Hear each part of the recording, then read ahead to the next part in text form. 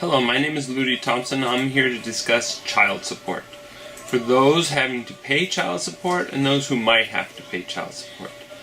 The first thing I'd like to discuss is the importance of filing a modification. If you lose your job, get decreased hours, decreased pay, go to jail, you have to modify child support. If you file a motion to modify child support, it only goes back to the date you filed.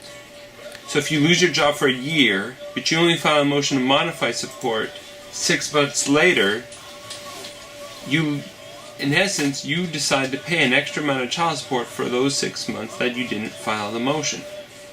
And you can't rely on child support services to file for you. Oftentimes people ask child support services to file a motion, and they don't file the motion for 6 to 9 months later. And let's say you're paying $1,500 a month in child support, and your child support gets reduced to $400. For those 6 to 9 months, you end up paying $6,000 to $10,000 extra in child support. That kind of money could have hired you a really good attorney to get lowered possibly even further. Now, just because you get child support, it doesn't guarantee your rights for visitation. Child custody and visitation is dealt with separately. So you need to file for motion to, when you're dealing with child support, you have to file a motion to modify custody and visitation later. But the amount of timeshare you get will affect how much you have to pay in child support. They're directly related.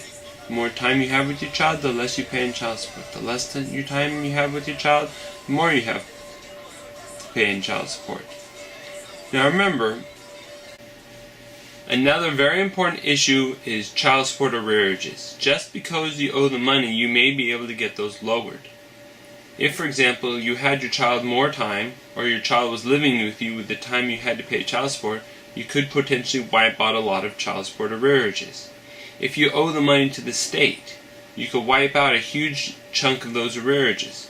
From anywhere from about 50 to 90% of the arrearages could be wiped out for free through the state through a program called COAP, or the COAP or COPE program.